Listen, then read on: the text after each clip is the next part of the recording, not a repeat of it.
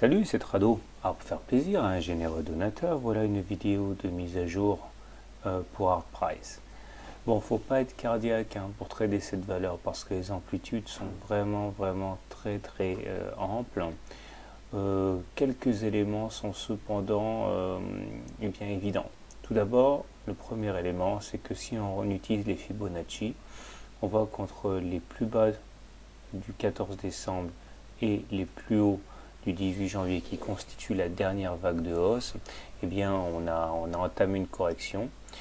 C'était couru d'avance dans ce sens qu'il y avait eu des divergences baissières. Regardez, là on a fait un plus haut entre le 6 janvier et le 18 janvier, alors qu'on n'avait pas fait de plus haut sur ni le stochastique, ni le momentum, ni le MACD. Donc bon, clairement, on a payé la divergence baissière.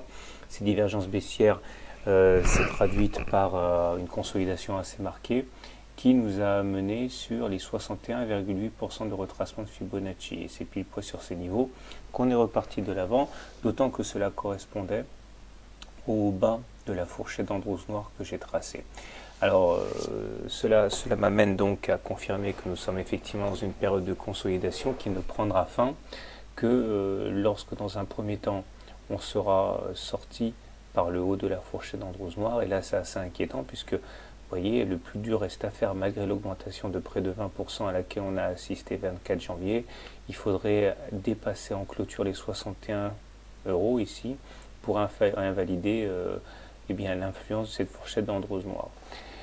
En même temps, il faudrait également dépasser les précédents plus hauts, le 18 janvier, là, pour avoir des objectifs ambitieux. Si jamais on arrivait à passer les 66,7 € correspondant au plus haut du 18 janvier, on aura un objectif correspondant à la règle du balancier, à savoir on reporte au-dessus de la ligne de résistance ici tout ce qui se passe en dessous, donc ça nous donnerait ceci. Voilà, c'est-à-dire, à la louche, les 88 €. Mais ça, ce ne sera valable qu'à partir du moment où on aura refait un plus haut par rapport aux 66,7 €. Et on y reviendra le cas échéant. Pour l'instant, rien n'est acquis puisque, au risque de me répéter, nous sommes toujours en train de lutter pour passer la fourchette d'Andrews noir à la hausse. Les indicateurs techniques ne sont pas forcément très sympathiques puisque le MACD est sous son signal, le stochastique est sous son signal aussi, et le momentum est négatif. Seul point favorable, j'ai envie de dire, la moyenne mobile à 20 séances est fortement haussière, ce qui veut dire que la tendance de fond est haussière.